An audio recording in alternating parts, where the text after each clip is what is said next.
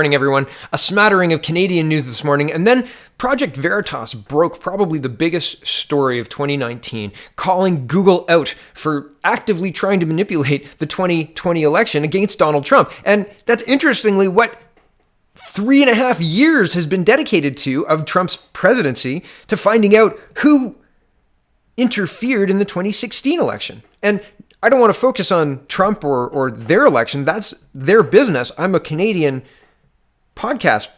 I try and focus on Canadian issues. But Google is everywhere from your laptop to your cell phone. And as a quick thought experiment, have you ever wondered why you have a forward-facing or a camera on both sides of your cell phone? It's so that no matter which way you put it down, there's a camera facing up. It's not to make selfies easier. I promise you, selfies didn't exist before 2007. It's for somebody else's convenience. It's not for the consumer's convenience, in my opinion. However, that is something we'll get to. We'll look at Project Veritas because Google is everywhere, really everywhere. From schools, my kids use YouTube all the time, to your cell phone, right? And beyond, right? In things that you don't even realize you're interacting with it through. Tagging you on websites to serve you ads. That's the kind of stuff I mean. And Google is biased. Should it be? Is that okay? But first, Pride Toronto apologizes for land acknowledgement that fails to recognize Indigenous people. No matter what part of Mother Earth our family originates from, we all have a responsibility to the land. So it's interesting. Pride Toronto, I'll read this and then I'll show you the sign. Pride Toronto is apologizing for land acknowledgement sign displayed over the weekend after hundreds took to Twitter to call out the Organization for Erasing Indigenous People and failing to properly recognize the origins of the territory on which the festivities took place. The organization issued a statement on its Facebook page Monday, a day after the images of the sign surfaced on social media. Many pointed out that the sign did not refer to any Indigenous communities or treaties that Toronto falls under. So here's the sign. And this guy blocked me. I don't know when he blocked me. I saw it this morning and then now I'm blocked, so I can't use his tweet, but the CBC has got it. So here's the sign, and it says land acknowledgement. What is that? Let us journey together. Take a moment to connect with the land that you are currently standing on. Now introduce yourself spiritually. Build a relationship with Mother Earth that provides for all our relations. No matter what part of Mother Earth our family originates from, we all have a relationship and responsibility to the land. Let's build a healthy relationship together. Right. And so they're taking fire for that, okay, but strange. And here's Justin Trudeau being a hypocrite. He says, quote, always great to be back in my riding. I had a good meeting with the Papineau Youth Council today. Thanks for your ideas on how we can fight climate change, advance gender equality, and make our community and Canada better for everyone. And here's the picture. Do you see what's wrong with this? Do you see what's hypocritical? Here, we'll zoom in. Enhance. Plastic forks?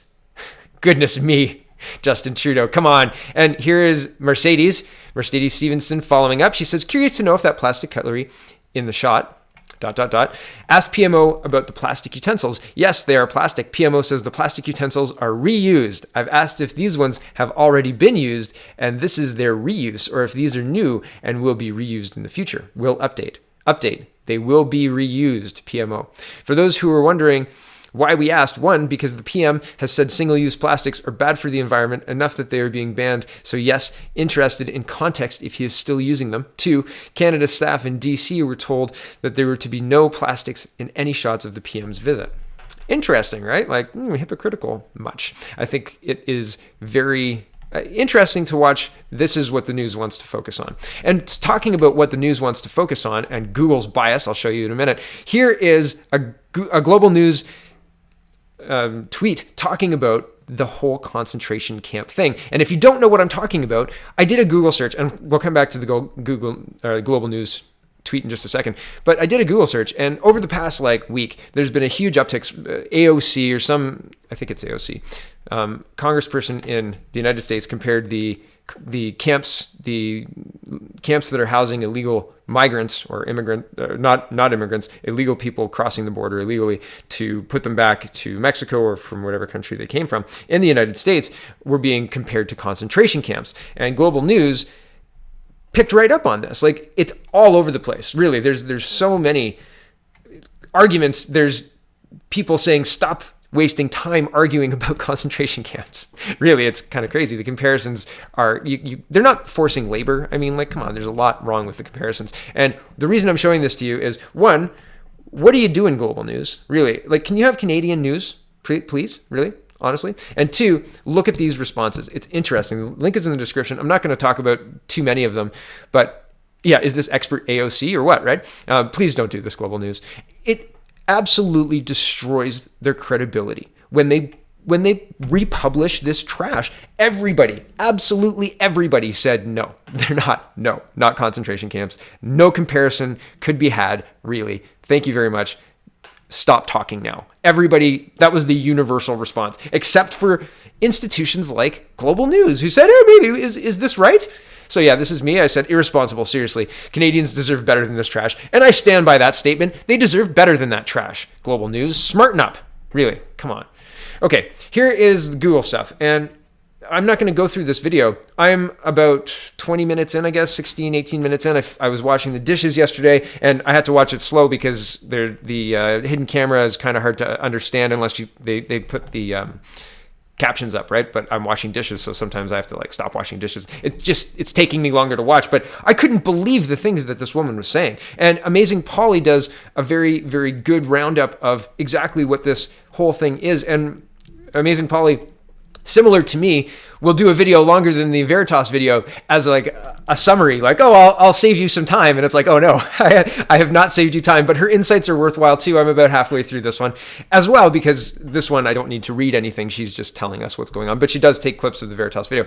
And again, her insights are very, very worthwhile and interesting. So this is happening in our world. Basically what's happening is Gennai, who has deleted her Twitter account, the link is in the description. Sorry, that page doesn't exist, Gennai. She had basically said, we can't let that 2016 thing happen again. We have to have fairness built into Google, fairness in machine learning. And so it's a fairness algorithm, and fairness is not what you think it is. And I can't get into this whole thing. My intent in this is only to point you in this direction and say, please look at this. Please look at what these companies are doing to you. When you consume a product for free, you are the product. They are packaging you up somehow and selling you. And what I'm telling you is they sell ads on their platform. That's a big business. Google is also an ad company, right? They sell ads on their platform. The internet's main business is to keep you on their page. You become a commodity. The longer they can keep you on the page, the more they can extract from ads, right? It's more valuable the more eyeballs they have, right? So here's 100,000 people, here's 1 billion people looking at your ad. That's valuable, right? You can't even, I'm not sure you can't even afford that, but you could buy that, right? That's a lot of people. And so in order to do that, they build a version of their algorithm, their Facebook thing, their Google, whatever, to keep you on the platform. And Google, as Amazing Polly puts out, everything that gets to Facebook, really, it all kind of comes from Google, right? People find the meme on Google. That was that thing I saw the other day. Click, click, click, click, click. Oh, there it is. I found it. And most of the time, we're talking about macro numbers here, right? I'm not talking about your buddy who uses Search X. I'm talking about the regular person who just opens up their phone with the standard browser and searches for whatever they're looking for. That's Google, because that comes built in. And it's biased, provably biased, actively working against democracy, because democracy is everybody gets an equal informed vote. And perhaps I'm inserting the word informed. I'm hopeful that the intent of democracy is everybody gets an equal informed vote. Your vote matters as much as my vote does. And you should be as informed as you can be. And that doesn't mean you should be as informed as I am, because I like this. This is what I do. This is to pass my time in my downtime, I'm reading articles like this because I'm interested in it. So I'm not expecting people to be as interested in this as what I am, but know the major factors, know the major things that this election's about, and have an opinion on it. And that means be engaged in what you're doing. Do you think you're paying too much taxes? If so, to who? The province? The federal government? Get involved, know that level, right? Know how much your taxes are. We pay a lot in taxes, from GST, HST to for driver's licenses. And those are user fees, but from the health tax to all of the federal income taxes to provincial income taxes, right? We pay a lot of taxes in Canada. And what we're getting from that more and more is abused, really. So my intent in this, again, coming back to Google and coming back to what is happening, is to point you in this direction. And the last thing I'll point you to here is the attempted damage control. And Gennai put out an article talking about, and the link is here. Okay, we'll look at the article because I didn't look at the article.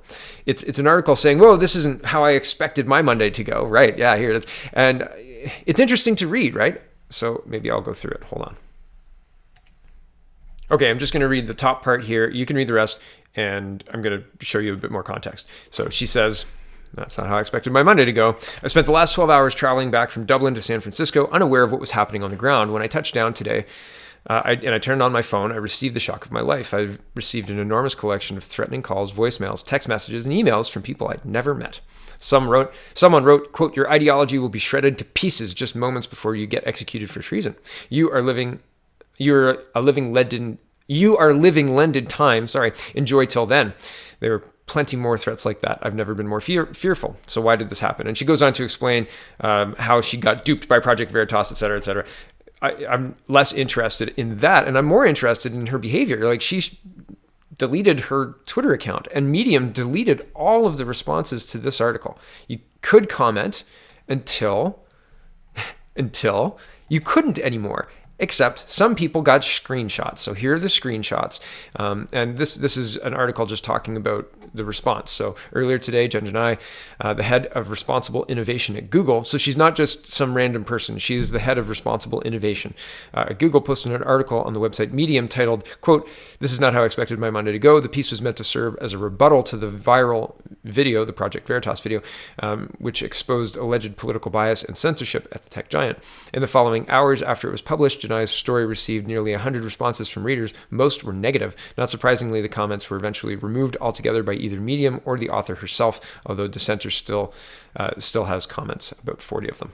Okay, and so here it is. It says, well, I'm just going to read a couple of them here. It says, nice try playing the victim, Gennai. I don't agree with anyone sending you death threats. That should never happen. But you should never thought people that love this country would be angered to see dishonest Stalinists attempting to subvert the will of the voters and stage a coup d'etat on the federal government. Here's another one. It says, are you or Google in the habit of saying the opposite of what you mean? Do you really expect us to believe you meant Russian situation, hacker situation, or fake news situation, but instead said the Trump situation? Can you please expand on your definition of the Trump situation and why you're trying to prevent it? Here's another one. It says, yeah, that's why you deleted your Twitter account, eh? It's amazing how you pig-headed liberals get caught, and it's always something like, I didn't mean what I said, or it was taken out of context. You knew exactly what you said and meant it. You're a liar. You're a liar that got caught, and it's going to be great when you lose your job, communist. So you can read some other ones, and yeah, there's lots here, like lots to have a look at. So it's interesting, the actions of Miss Gennai. It's interesting, the actions of Google itself in being so open about their censorship and their, what they think fairness is, and then building that into their algorithm. And I mean, I've noticed in the last even couple of months, I'm not all that right. I was a union steward. I worked in schools and children's mental health facilities and all sorts of things. And as I said, thinking that we should have controlled immigration and borders that are closed to illegals just walking over is not controversial, or has not been a controversial standpoint for most of Canada's history. Just in 2015, it started to kind of seem to be kind of strange. And then all of a sudden, you're racist if you think that we should have closed borders. Wow, that's quite the leap. Anyway, interesting to note all of this stuff. Really have a look at what Google's doing. And I am having a look for myself at what Google's doing and some alternatives. And it's not an easy thing to do, but man, it's like weeding a garden. Like sometimes you just gotta cut it back, right? Okay, thanks for watching. Check out the peoplespartyofcanada.ca and have a wonderful, wonderful day.